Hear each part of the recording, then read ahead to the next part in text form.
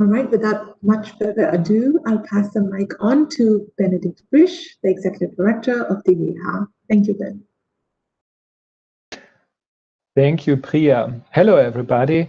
Let me just chime in very briefly and say hi. My name is Benedikt Brisch. I'm the director of the German Center for Research and Innovation. The German abbreviation is the DWIH here in New York. And it's my pleasure and honor to welcome you here on behalf of our center, which is hosting today's web talk.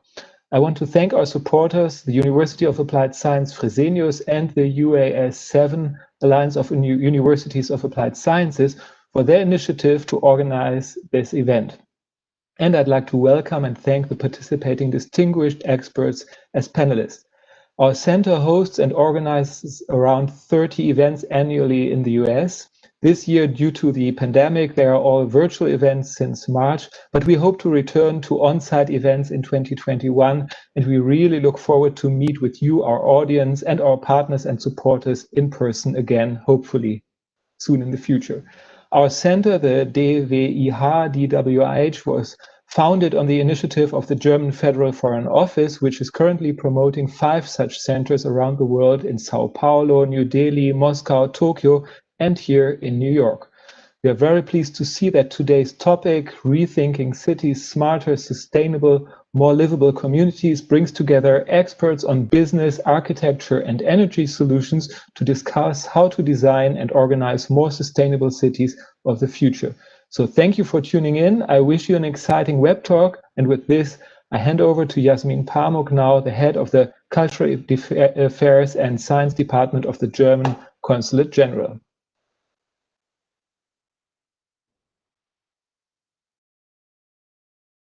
Ladies and gentlemen, on behalf of the German Consulate General New York, I am delighted to welcome you today to the live web talk, Rethinking Cities, Smarter, Sustainable, More Livable Communities, hosted by the German Center for Research and Innovation in collaboration with the 2 liaison offices in New York of Hochschule Fresenius, University of Applied Sciences, and UAS7, German Universities of Applied Sciences. I'm very grateful to my partners Benedikt Brisch, Priya Nayar, and Peter Rosenbaum for this excellent initiative. Thank you so much. Since before the COVID-19 pandemic, the world's cities have faced major challenges. Urbanization is the second dominant demographic trend in our time, after population growth itself. In 1900, 150 million people altogether lived in cities. 100 years later, in 2000, the number of people living in cities amounted to 2.8 billion, a 19-fold increase. By 2050, 68% of the world's population will live in urban areas. At the same time, cities are key contributors for the climate change. UN Environment Programme estimates suggest that cities are responsible for 75% of global carbon emissions, with transport and building being among the largest contributors. Heat waves, drought and wildfires, declining water supplies, frequent flooding and erosion in coastal areas are just a few examples of the increasingly disruptive and costly impacts of this climate change on our cities. As a result, societies and governments are faced with a growing set of global challenges. To name a few, in some cities, the air is so polluted that breathing is equivalent to smoking 2 packs of cigarettes per day. The number of hours commuters spend sitting in traffic-congested streets and highways climbs higher each year and leads to many frustrations.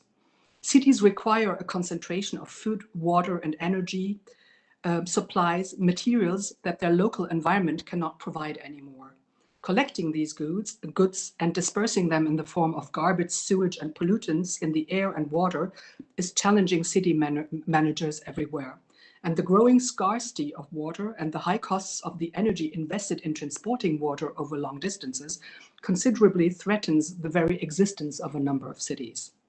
Last but not least, cities around the world have faced the brunt of the COVID-19 pandemic, and the longer its repercussions rage, the more important becomes the questions of how we can make healthy cities a strong parameter for our future endeavors. With view to all these challenges, the most pressing issues at stake for rethinking smart, sustainable, and green cities of the future are perhaps the development of innovative and diversified transport systems, a technology that sharply reduces water use, opportunities for locally produced food, and comprehensive health services that protect the population. Cities should, however, not be seen as technologically functional planning practices only.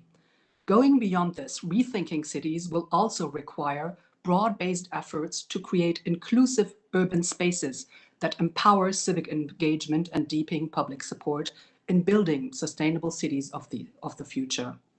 Particularly in times of shrinking public spaces, the notions of creativity and conviviality is an important aspect of inclusive urban public spaces for civic discourse and communitarian collaboration.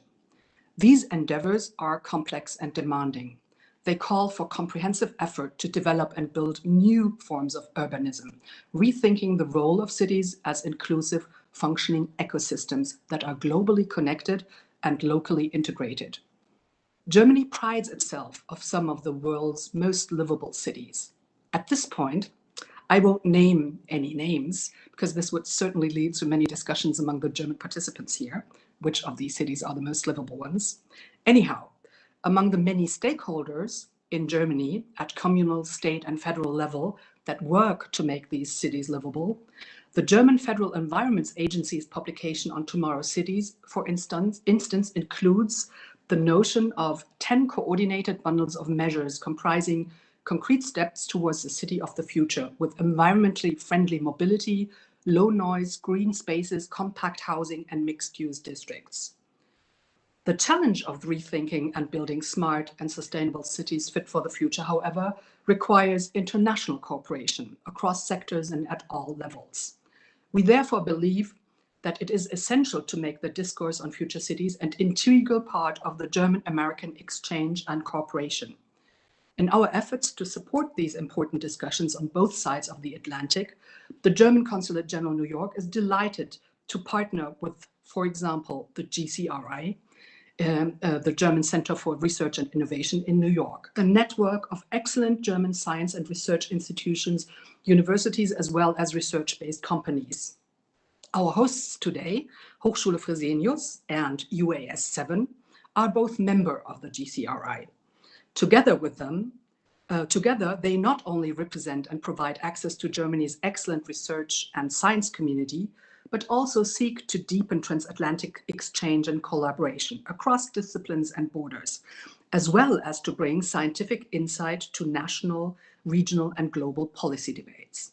Today's web live talk, Rethinking Cities, Smarter, Sustainable, More Livable Communities, is among the many excellent activities of this German science and research community in New York. In our view, this is science diplomacy at its best. Our hope is that today's exchange will allow us to develop a better response to the global challenges ahead and add value to both more inclusive and comprehensive discussions across civil society and government, as well as a more prominent role of science in the restructuring of public policy and development of better practices. I hope that this discussion today will rethink and build sustainable, green, smart, diverse, and inclusive biopolicies of the future. I very much look forward to the discussion. Thank you. And pass on the floor to the moderator, Mr. Chris Thank you, Liu. Yasmin. Thank you so much. Sorry.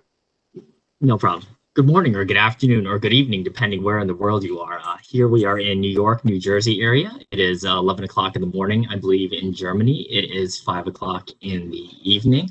I cannot tell you how excited I am to be part of this panel and to moderate this wonderful, wonderful experience. So today we'll be discussing Rethinking Cities, Smart and Living Communities, as our two wonderful individuals who went before me have spoken about. I cannot tell you how thankful I am to be part of this. Just by way of background for myself, I am the acting chief compliance officer at New Jersey Transit. New Jersey Transit is the third largest transportation network within the United States. So those of you who don't know where New Jersey is, we're sandwiched somewhere in between New York, where I'm sure many people have heard of, and Philadelphia in Pennsylvania. So we're that small strip of land in between two major cities, and we're responsible for transporting a lot of people into and out of these communities so they can work, dine, and experience social life. I'd like to thank first and foremost our hosts here today for bringing us all together to talk about these like very, very important topics. This is a dialogue about changes in the world. We all know that there's climate change, there's sociological changes, economic changes, there's technological changes, and now we're all in the middle of a pandemic. So there's social changes of us being at home. Today we would have all been together in a room, speaking, talking to each other, commiserating about our commutes, but now we're all in the comfort of our own homes. Some of us look like we're in recording studios of professionals. Other of us are just in our living rooms, taking part of this in this webinar. So I'd like to briefly introduce the individuals on our panel today. We have Professor Dr. Thorsten Schneiders from the University of Cologne of Applied Sciences, Professor Dr. Lutz Becker from Hochschule. Sorry, my German is not very good. I am going to butcher everything with my terrible American New Jersey accent. Hochschule. I had to spell it out phonetically for myself. And Professor Natalie Essik from Munich University of Applied Science. So today we talk a variety of topics: how to make our city smarter, more sustainable, more livable. We'll speak of topics such as energy. How do we store it? How do we distribute it? How do we use it? We'll talk about the economics of urban development. How do we sustain growth? And we'll talk about architecture. How do we build and how do we plan for these cities? Are they still relevant? Are we still going to be living in cities in the future? How does this pandemic affect us? What's sustainable? So these are the three broad topics we'll speak about. If anybody in the audience has any questions, we have a little question and answer box in the corner.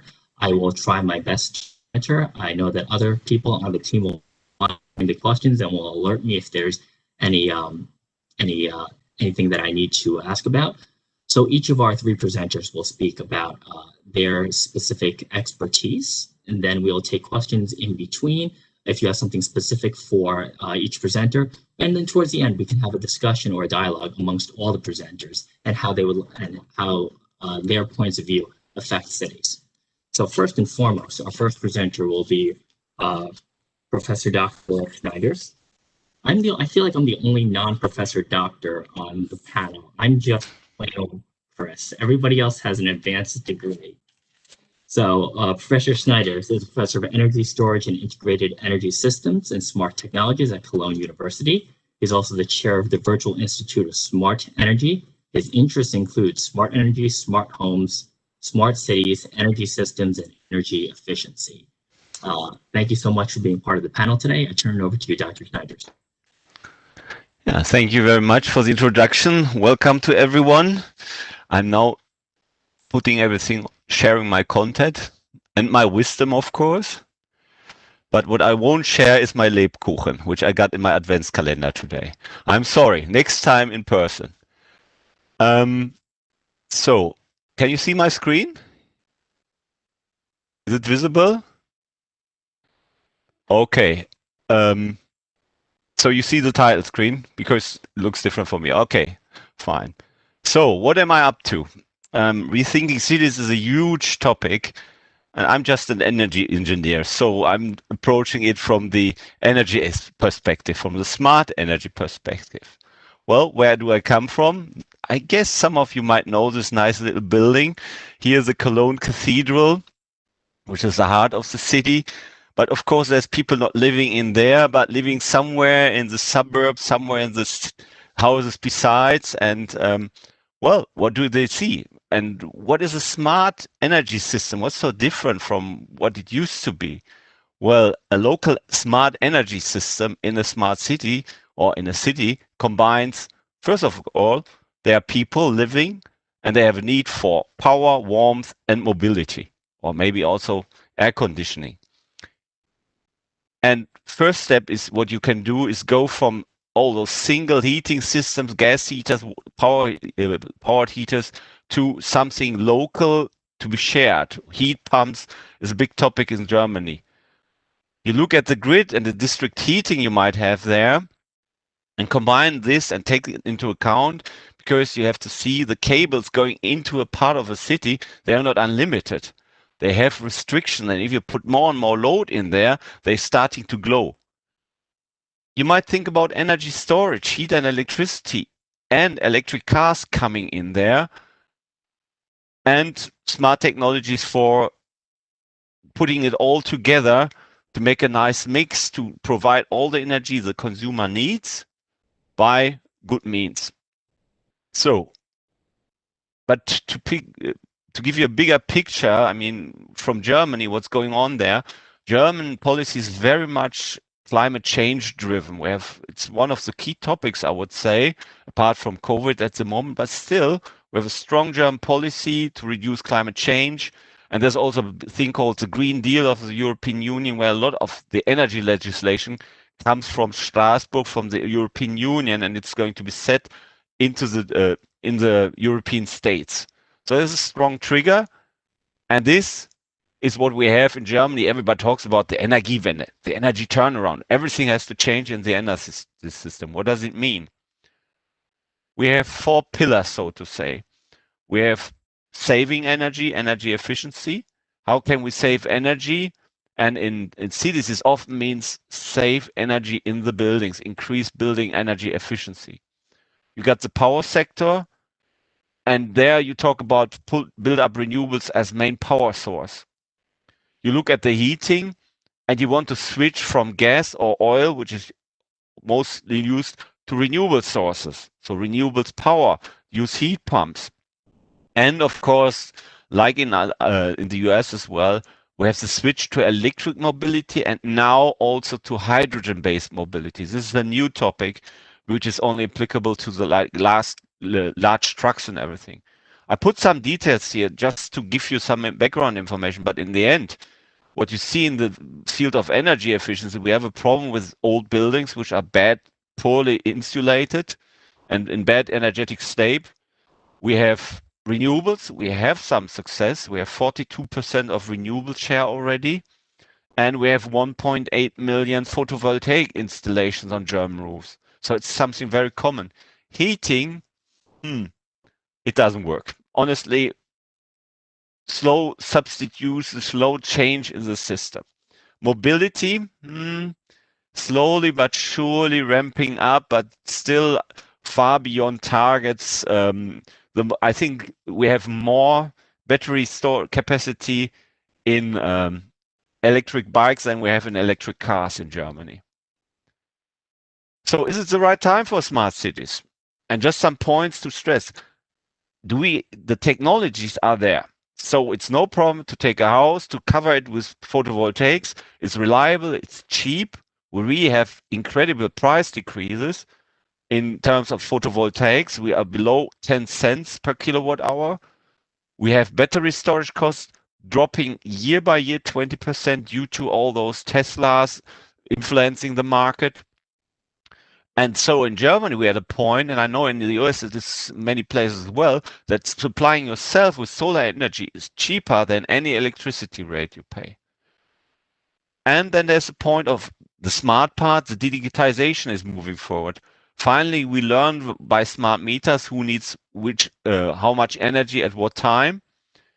And you could use all those digital means to connect different components of the energy system. So the car talks to the solar installation, or the heat pump talks to the shower head. This is all possible. It could be done if somebody sees a business case in it. And of course, you have big data algorithms in cities. You look, how can you optimize the local energy system?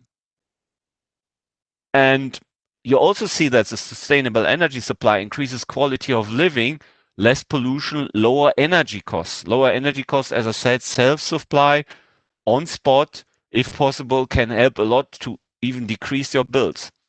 And there's one point which I consider very important, which is changes will come anyway. So you see that electric cars are coming. And also in Germany, we have heat pumps. You require to adjust the system to it. I promise you, in New York, you will have a problem if everybody's trying to charge his car somewhere in the garage. It will lead to problems in the grid, like it does in Germany. And now comes the big but. So we have a lot of good reasons for being a bit smarter here and there, use renewables, but whether it's in Germany or in other countries, renewables are not natural part of the buildings. You have to ask and bid to beg for a solar installation on your roof. They won't build it immediately. Or you have, in some states in the US, I know you have, you must self-supply yourself with solar power. Digitization is all about no thanks, no data from my side. Little is known so far. We don't know exactly what's happening in this area of the city. Who's there, living there? What kind of consumption patterns do they have?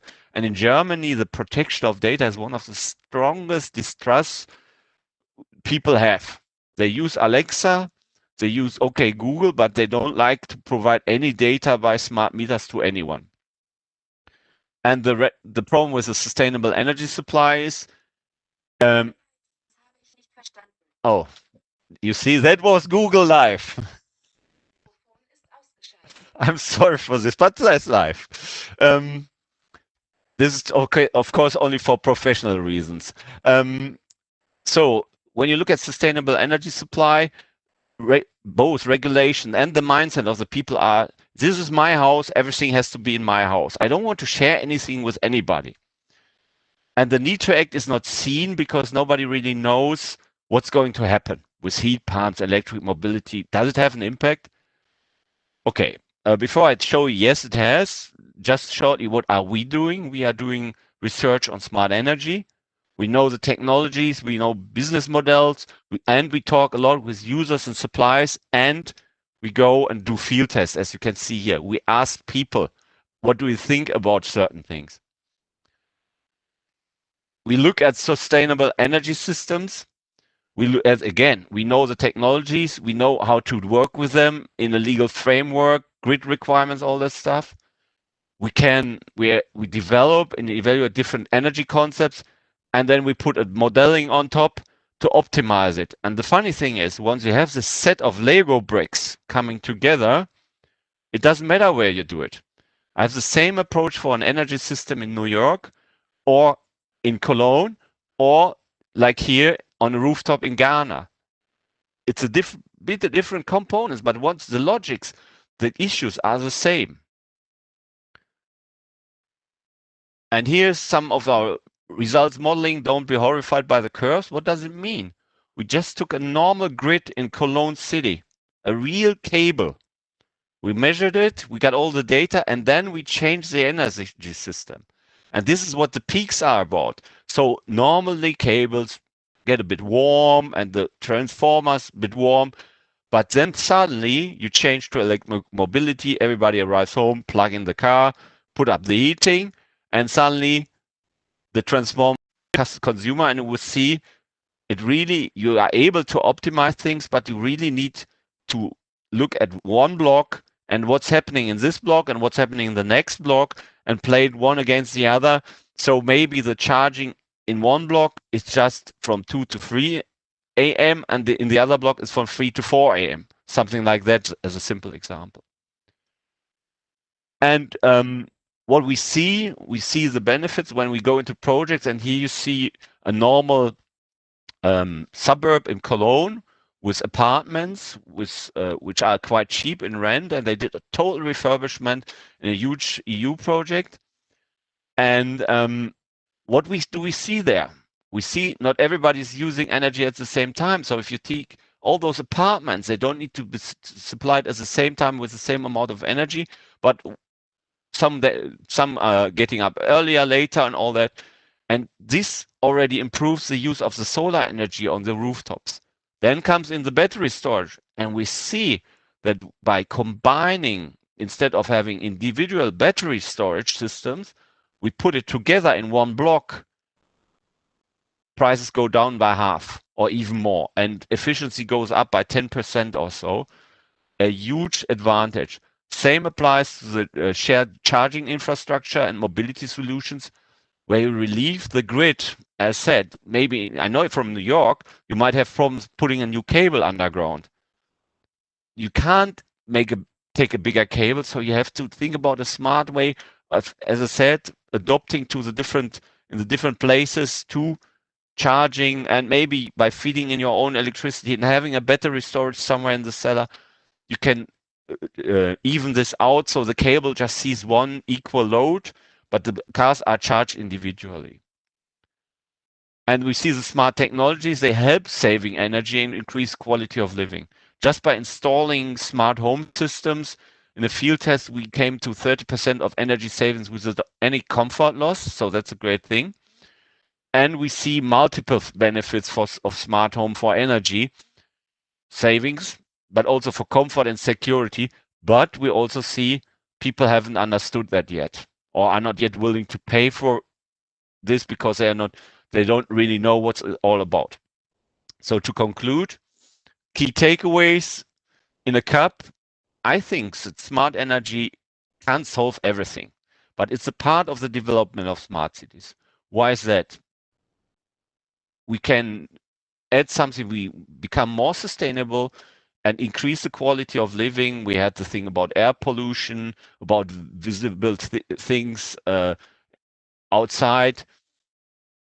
That requires some changes in the cities, also the kind idea of self-supply. We have technologies and nobody can say that PV doesn't work or battery storage doesn't work. It's mainstream now. Now it's time to find the right recommendation, the right combination to match the local needs. We see obstacles, and those are mainly based on legislation. And also people, the potential users, don't know what's good for them. And what I like to say is gemeinsam statt einsam, which means rather do it together than alone. So all those smart energy concepts live from it's us, it's our energy system, it's our charging station. It's not it's my PV, photovoltaics, my battery, my charging station. So shared energy infrastructure, local generation and storage can provide lower cost supply and a higher grid stability. So that's what we're focusing on. Our research focus on the development of the sustainable part, smart energy system by modeling and by working on the spot. So far from my side, thank you very much. I hope I could give you an impression that smart energy systems are one star in sustainable cities. Thank you. Excellent. Thank you so much. This is a huge topic here in the New York, New Jersey area, renewable energies. I know, I don't know if you know, but we had a major storm here maybe 10, 15 years ago. So Superstorm Sandy, where a lot of our infrastructure was either damaged or a lot of our energy grids went down. So New Jersey Transit, although we provide transportation, we also are working to build like a smart grid, a smaller, more sustainable grid. And we're using, we're still stuck on fossil fuels here, to be honest, in the States, whether it's natural gas or whether it's heat and oil, but that we are looking at renewable technologies and how to get those accomplished.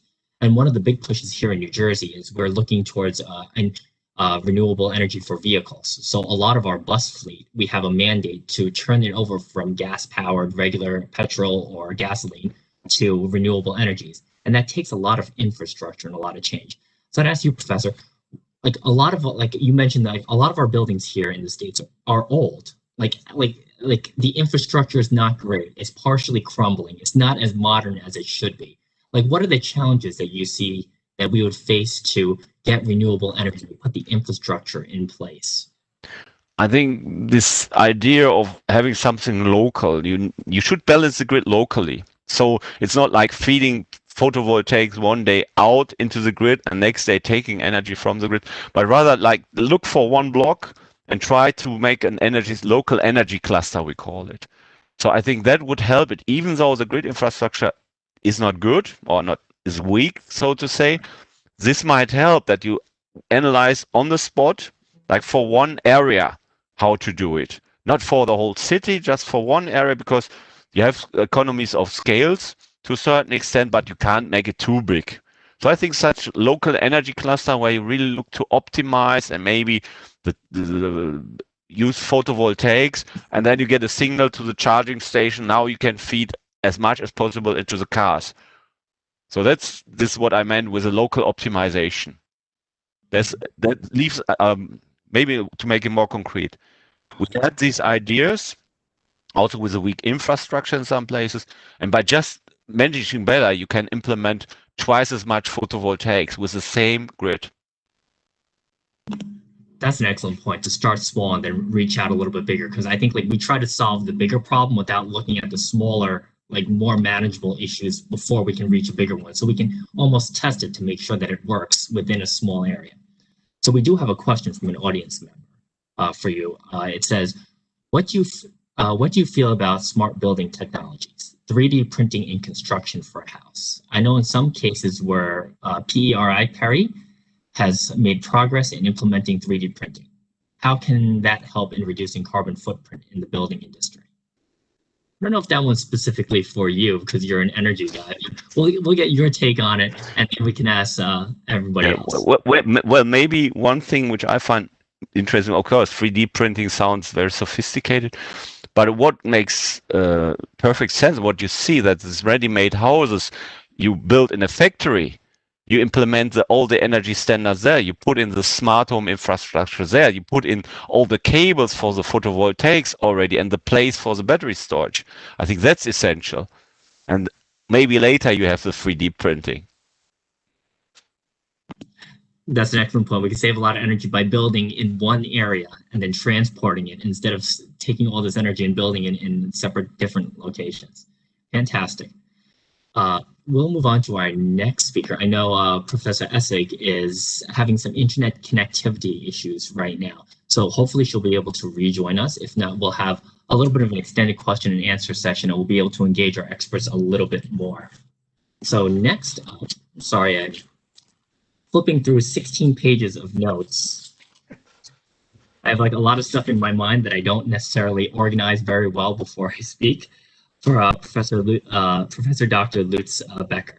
He is the Program Director of Master's Sustainable Marketing and Leadership and the head of the Business School at Hochschule Fresenius. Hochschule Fresenius. I know, right? I should just let you say it. It sounds so much better coming from you than from me. He's interested in sustainable business development and strategies for sustainable transformation.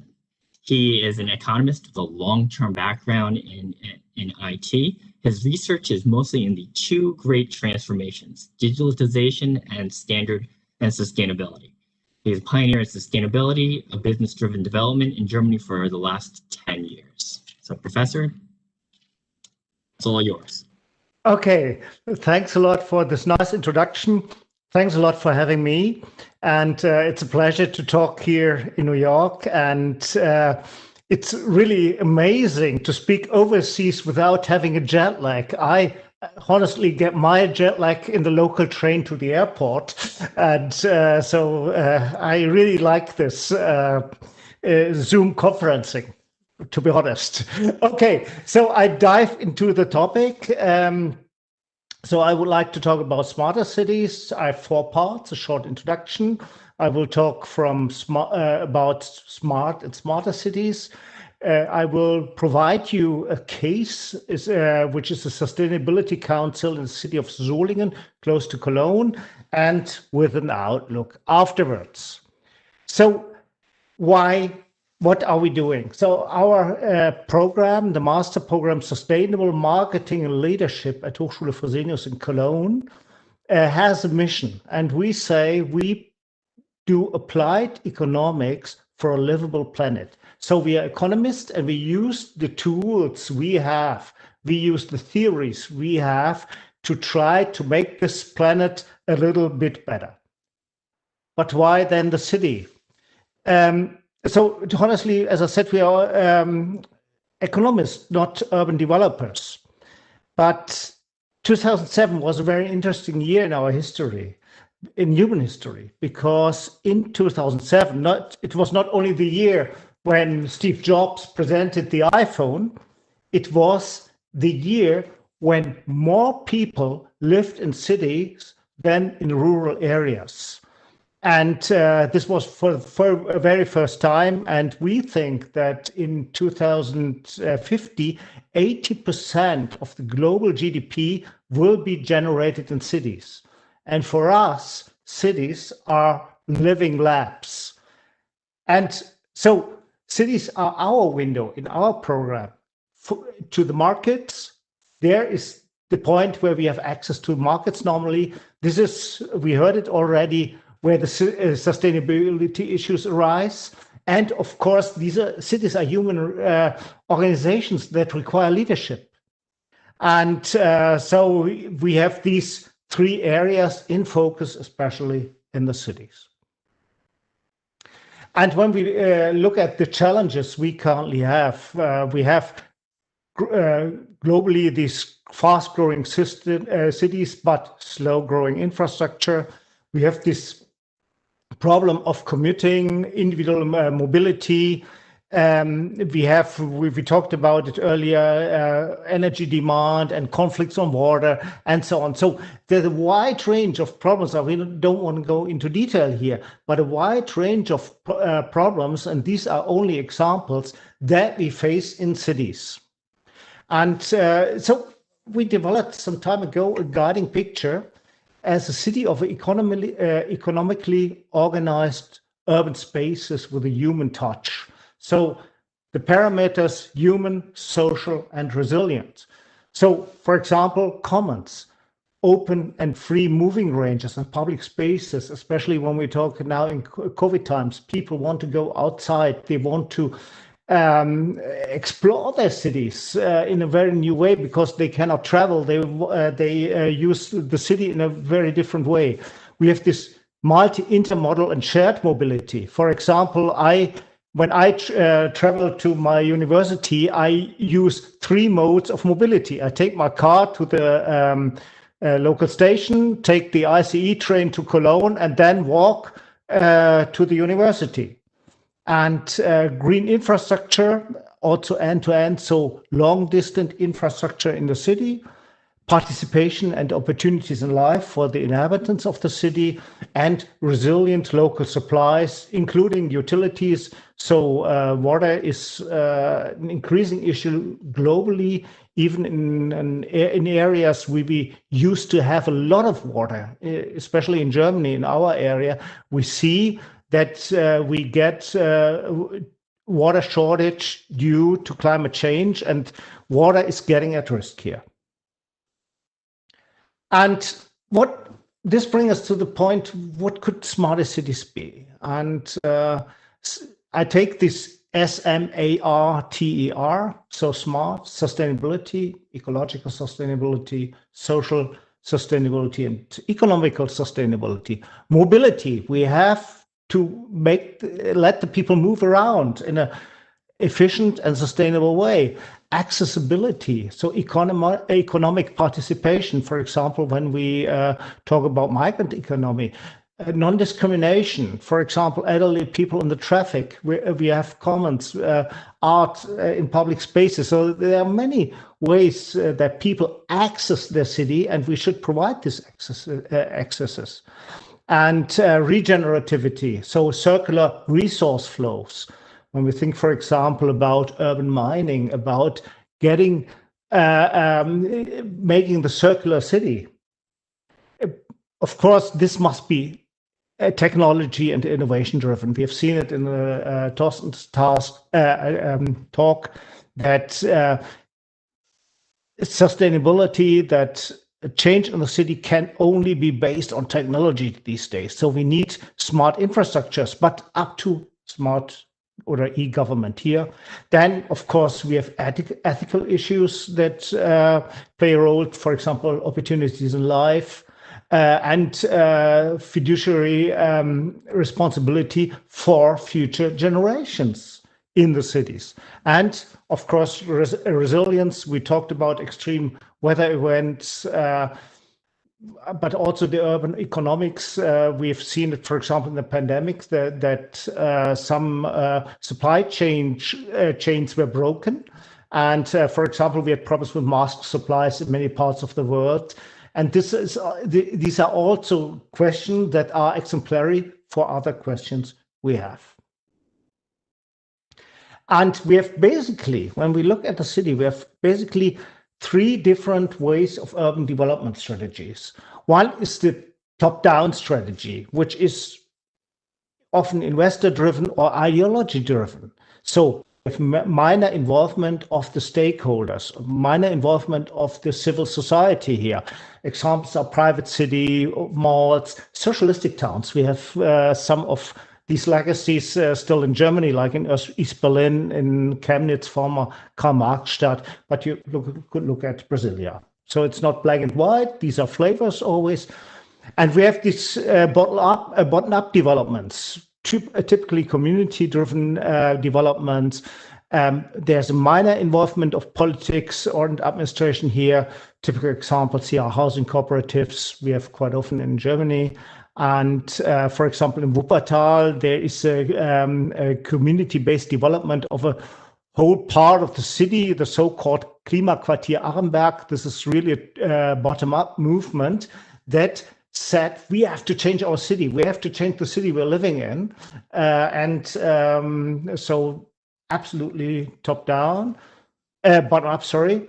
And we have something in the middle, and I would like to discuss this. So this top-down, bottom-up approach. So we have a political impulse plus broad participation, strong involvement of civil society, politics, and administration. And this is what I would like to provide in a case which is about my hometown Solingen, which is a city not far away from Cologne. This is the city, it's an autonomous city, 35 kilometers north of Cologne, 25 kilometers east of Düsseldorf, so in a triangle, so to say. We have 160,000 citizens from approximately 130 nations on 90 square meters. And we have quite a low GDP per capita. The reason is very simple, because work has moved to the bigger cities. So people go to Düsseldorf or to Cologne for their work, and it's part of the city triangle. Interestingly, at least in continental mainland Europe, the historical backdrop of early industrialization. So last Saturday, Friedrich Engels had his 200th birthday, and we have people like Friedrich Albert Lange or Konrad Röntgen, the inventor of the X-ray in these areas. Traditionally, we have small industries. So the iconic product of the city is this beautiful piece of craftswork. So Solingen has traditionally been producing knives. But as you can see in many areas, the jobs disappeared one day. They, for example, they went to China, to India, or to other parts of the world, and the situation from the 70s is somehow comparable to the situation in Flint, Michigan, where the automotive industry disappeared. And so the reason, very simple: technological process, concentration, globalization here.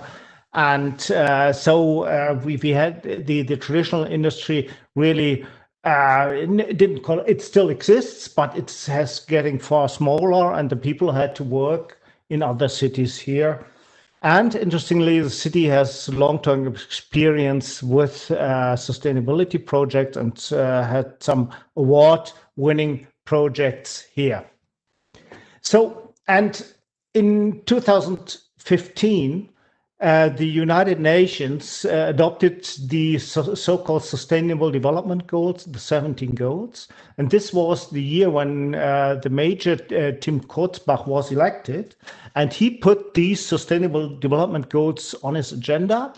And a Sustainable Development Project was started in the city. A sustainability project was started in the city the next year, with the coordination team, with the core group and a steering committee. Some analysis was carried out, and participative sustainability strategy has been developed. For example, we had 4 open conferences with hundreds of citizens being involved. There were 6 focus areas that have been defined, and we have approximately 270 different sustainability measures in that program. And the preliminary outcome was a strategy paper that has been approved by all fractions of the city council, which was quite interesting. And in 2020, we established Advisory Council Sustainable City Solingen, and this is official committee of the City Council, consulting the City Council here, and it was originally a merger of the steering committee that has been founded in 2016 with the Agenda 21 team.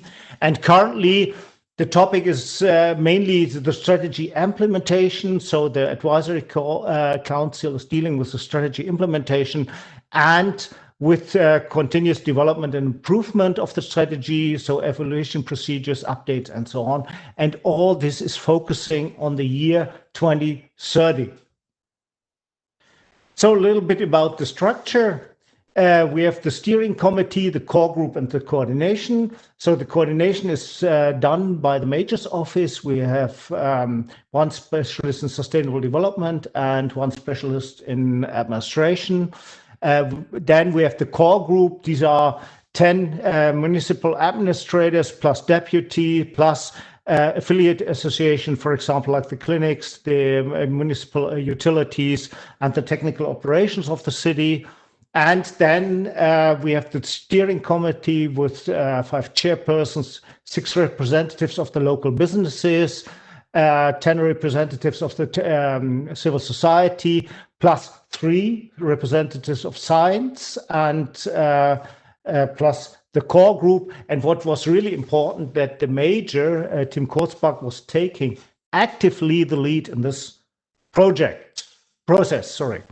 And our role at Hochschule Fresenius, we have been involved in the process very early. We did some academic papers. We did case studies for educational purposes for our students, and we had student participation in the project on several levels. So the 3 persons on the right are former students from our program, discussing, for example, with the CEO of Deuser Systems, which is a local company here. And this was the outcome. This is a sustainability strategy. We have these 6 focus areas: jobs and economy, climate and energy, natural resources and the environment, global responsibility and the world. So not only zoning internally, but also how to deal with partners, fair trade, for example, mobility and social participation. And here you see some of the main projects on that roadmap.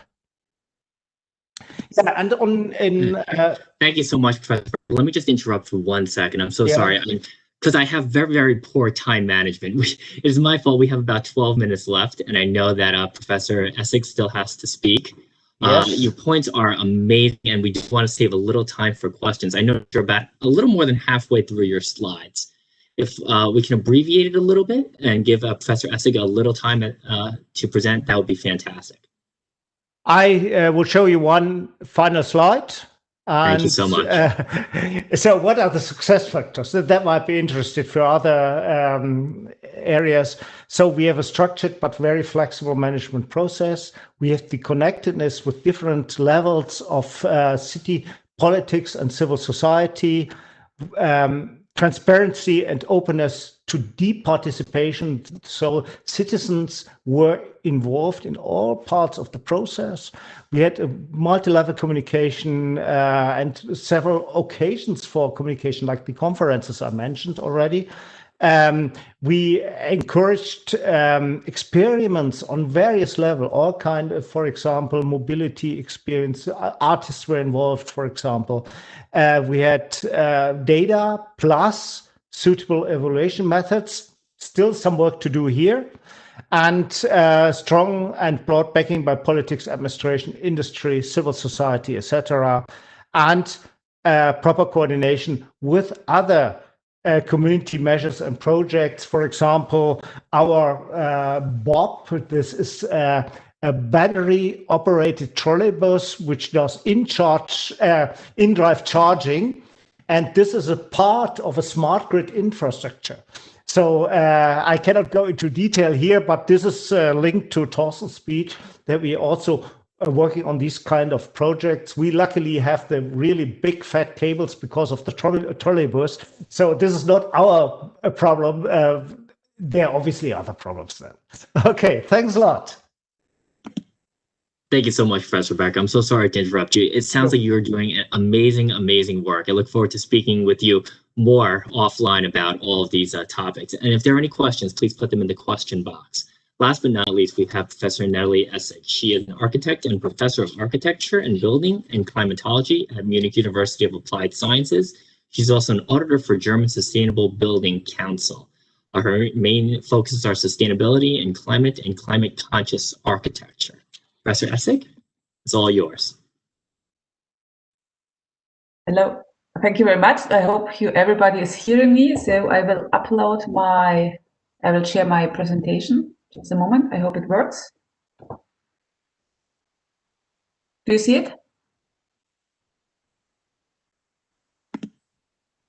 There it is. It's up now. Yeah, perfect. So welcome to everybody. A nice evening from the snowy Bavarian. It's the 1st of December and we have had really the first snow today. It was amazing after some years. So my name is Natalie Essik. I'm a full professor here in Munich. I'm doing a lot of research, but on the one hand, but also I have also an own architectural office where I'm consulting, especially for sustainable buildings, materials, and also cities.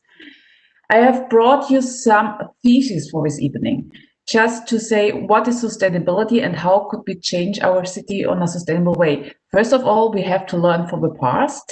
Maybe if you look on this Alpine chalet, you think it is very sustainable, wood, stone, everything from around the region. But if you look more detail in it, there's no window because you need the heat in the winter from the coast. And if you ask, is the indoor air quality good? Everybody would say, no, it isn't. For today's point of view, it's not sustainable at all, but for regional aspects, material aspects, it's a sustainable way of life. Especially, it's going back to nature. If there's nobody living in today, a pile of stone is left. So this is the way of life also for buildings and cities. Today, our building sector is totally diverse. It consumes about 6% of waste, uses about 40% of energy, and we are also having 50% of resources. So if we speak about climate change, we have to speak on the social change, not just for materials, also for social responsibility. There's a lot of illegal work, a modern slave trade all over the world, people that are building up our cities. The materials are not produced in industries like we know, most of them are child work. And so the question is, if you speak about social responsibility and sustainable, does it always have to be the cheapest material? That's a big matter. For energy aspects, we are on a very, very good way. You see here, we are going to zero energy houses. We can build this up since 10, 20 years. This is an example of residential building, but for sustainable buildings, we not just need to speak about energy saving. We have to speak on a holistic approach and also to speak about our area consumption. Maybe everybody of you right now should ask, how much square meters are you living? In the 1960s, everybody of us has around 20 square meters, around 45 square meters. Elderly person, you have around 70 square meters. So this is a very, very big issue. And if you look here on this photo, you see the energy here, the green line, I hope you see also my mouse here clicking around, is going to zero. But our amount of living space per capita is growing up still away. So if you calculate now, not kilowatt hours per cubic meter, if you are calculating kilowatt hours per capita, you see our energy is on the same level since in the 70s. And this is the big problem. And our mobility is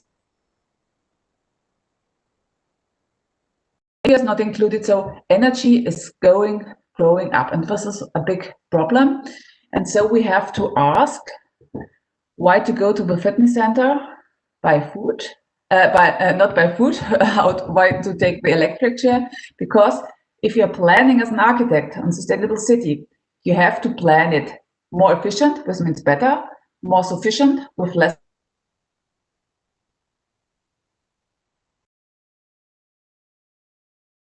Good goals, our sustainable development goals, 17th, and this 70s has been developed in so-called international methods for sustainable assessment of buildings, communities, cities, and also regions. You see a lot, maybe the American partners know LEED, maybe the German partners know DGNB or BREEAM in Great Britain. We have a lot of criteria and indicators to assess the sustainability of cities, buildings, and materials.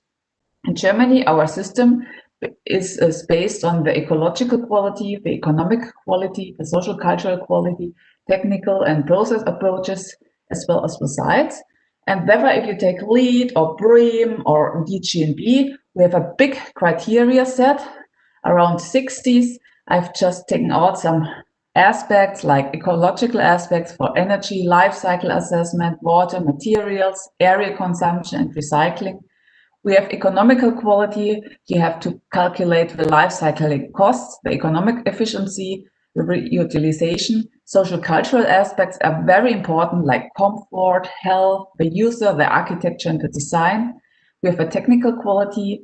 Fire protection is important, acoustics, building envelope, deconstructions or maintenance. The process, from master planning to the integral planning to the tender processes to the construction site. And last but not least, the site quality with the microsite, the risk at the site, the public transport, and user-specific facilities.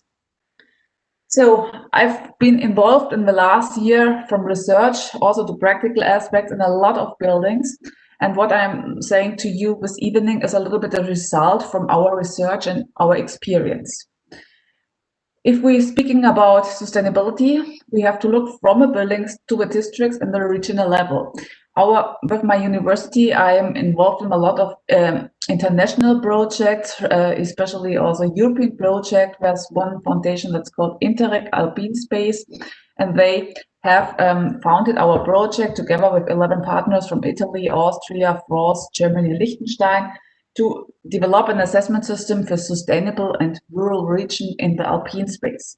What was the result? We have had some key performance indicators where you can assess indicators for sustainability, the regional sustainability of the Alpine spaces. This was a good result, but you see, everything has to be made by hand. And so we were involved also in another project where we said we must go more digital. We have to develop a 3D web tool to optimize the sustainabilities in cities and districts.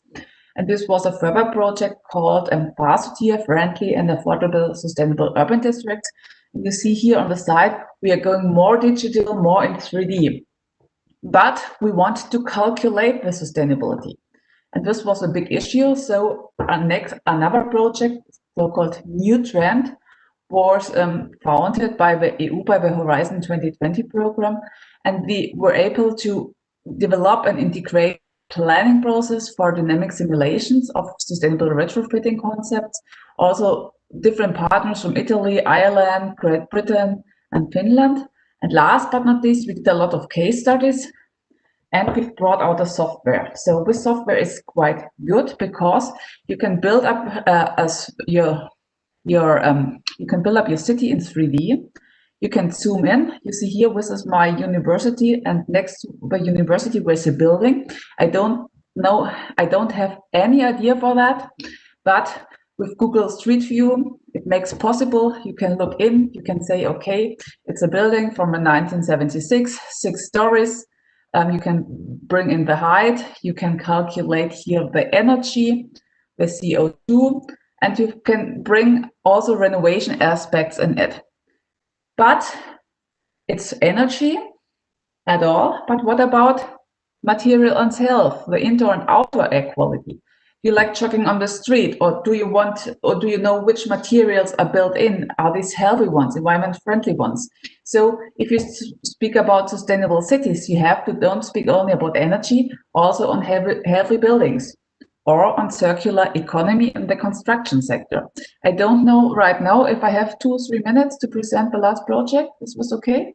So everybody is thinking, yeah. Because circular economy, it's a very important point. We have to talk about methods like urban mining, harvest maps, or cradle-to-cradle concepts.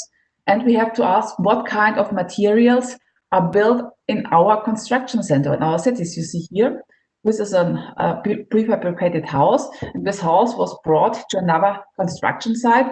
And my university was able to develop concepts and to look on it, what kinds of materials are built in. And you see here also, if you rebuild a building, what are the problems? You have a lot of materials that are connected. You have a lot of waste. Everything, it's not working for deconstruction. We did this in our laboratory, and it was amazing how much waste was left. This was waste our buildings left by reconstruction, and it isn't able that these kind of materials are going to our life cycle again. You see here my last picture. It's a pity because we have the reuse line, we have the recycling line, the downcycling line, the thermal utilization, and the landfill. And the first number is the status quo, and the second number is the optimum. And actually, at the moment, at least 43% is going for thermal utilization or 50% for landfill, but this could be reduced to 2% or 10% of downcycling or thermalization. This is the pity what we have to learn if we speak about sustainable cities, just to have a circular economy also in the construction sector.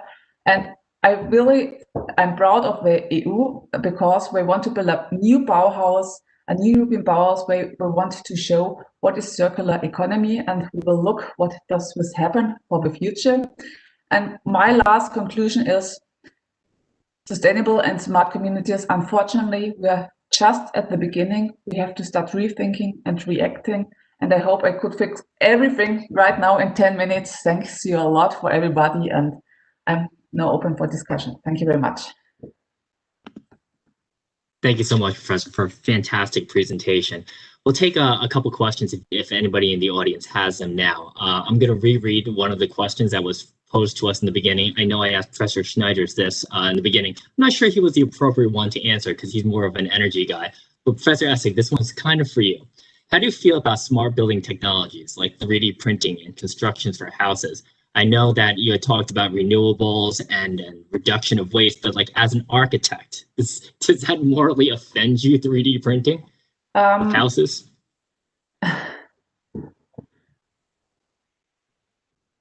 She's so offended she left the building. Okay, you asked me like I understood right now because the internet connection is not the best. You asked me. This was yeah. Yes, that was for you. How do you feel about smart building with technologies? My architectural heart. We can hear you. Yes. Do you hear me? Okay. For my architectural heart, I'm very impressed of 3D printed. But for my sustainable heart, it's a pity that we are taking the wrong material for that. We have to think more about the life cycle. Fantastic. Fantastic, thank you. I think your audio is cutting in and out a little bit. So if anybody else has any questions, please put them in the Q&A box. But I have a question. I have many questions, so I can go on forever, but this is not about me. This is more about the participants. If they have any questions, please put them in the box. But I have one for Professor Becker. One, you spoke about in 2007, there was a shift from rural living to urban living. Do you feel our cities are still sustainable? Do you feel that that's still going to be the shift, that people are going to move to cities and away from rural areas? Or do you think, partially the economy, partially the pandemic, do you think people will be moving away from cities in the future? I think we will see some changes, definitely. So big cities will be attractive for young people, will be, of course, attractive for the poor, and will be attractive for the working class. and but mobile workers and families, I think they will try to leave the cities more or less if it's possible. And I think not every city is a good place to get old or to grow children. Yeah, and I think we will see some changes that will be at least speeded up by the current crisis. Fantastic, thank you. So there are a couple questions in the from the audience right now. So I think this one's for Professor Schneiders. How do you assess high taxation of energy supply from non-renewable and renewable energy in Germany? Would you say that high taxes hinder the development of smart, sustainable cities? Yes, surely they do. One curious thing is you have a PV installation larger than 10 kilowatts and supply yourself with the electricity, and you pay a tax on this self-produced power to fund other renewables. So that's a big obstacle, which makes it difficult. But in households, I'm quite happy. When you have a single household, you reach grid parity with PV. PV, 10 cents, household power supply, the rates are 30 cents. So that's a business case. When you go into community solutions, there's so many obstacles. For example, it makes a difference whether the path between two houses is 2 meters wide and whether the two houses look similar.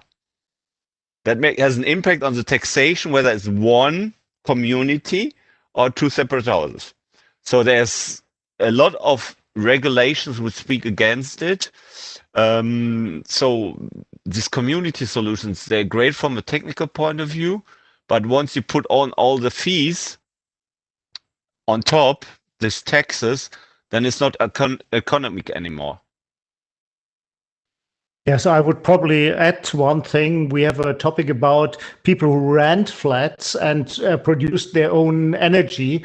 And this is highly complex because it makes no sense currently due to tax reasons when you rent out a house as a landlord to provide free energy to the people or cheap energy to the people who rent the flats.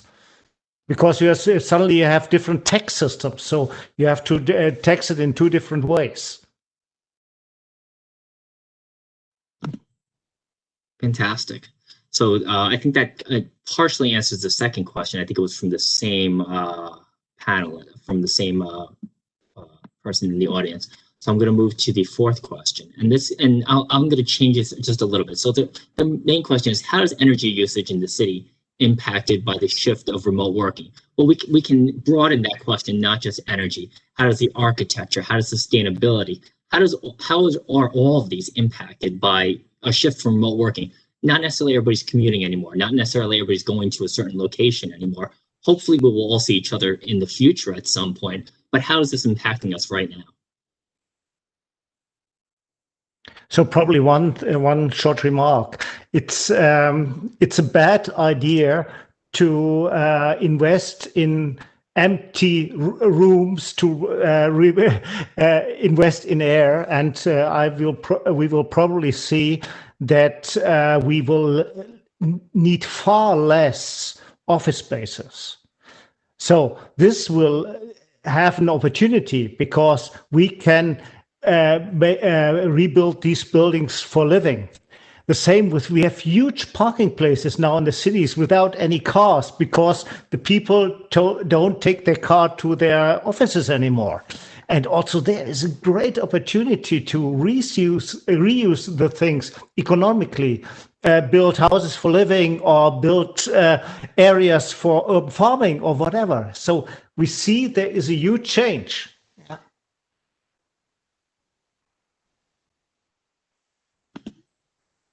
Right, fantastic. Just one funny comment. Today we got a new tax relief for remote work, and the government says remote work costs us €5 a day, so roughly $6 a day extra. This is what I pay on. This is what I pay on coffee every day. Well, fantastic. Now that you can afford more lattes or cappuccinos or whatever you're having late at night over there. So I just want to give our panelists just some brief time. We're running short on time. We're a little bit over, but I'll just give everybody the opportunity to give one final remark just to sum up your presentation and like what we can do as an audience and what we can do as members of society to make our cities that we live in individually more sustainable, more better in the future. So we'll start in reverse order. We'll start with Professor Essik first, and then we'll move backwards through the order. Professor Essik? Okay, I will try because sorry for my bad internet connection. I hope you can hear me. What we could do to have a more sustainable city, I think we have to change our behavior. Everybody of us has to change it, and then in an environmental way, in an economical way, and in a social way. And then we have to think where we are living, in what kind of materials we are living, and how could we bring more green into the cities, and how we could use more green energy, more renewable energy, and do we really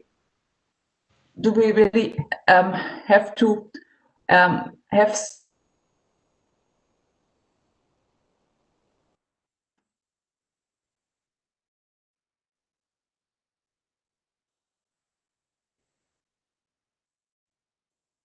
Natalie, I think we've lost you.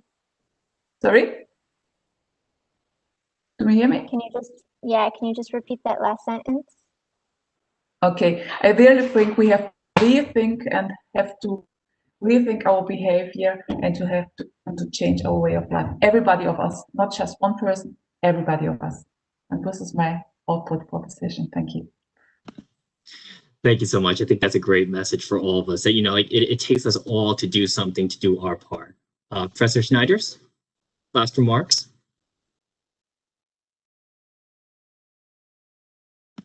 I fully agree. There's a famous song, "Look at the Man in the Mirror." So I think it's all about behavioral change. Before you can save a lot of energy by changing your behavior, switching off the heating, switching off the aircon. We say 1 degree is 6% less energy and stuff like that. So it's small step is to look at yourself, and then step by step get into those community solutions or your own photovoltaics. I did not realize you were such a Michael Jackson fan, Man in the Mirror. Thank you for the pop culture reference. I will have to talk to my wife about being able to lower the temperature 1 degree to save us all. We'll see how that goes later on. And Professor Becker? Yes, I would slightly disagree because I think it's very hard. So we're not very good as human beings to change our behaviors, at least not on a big scale. And I think the behavior change has to be implemented in the system somehow.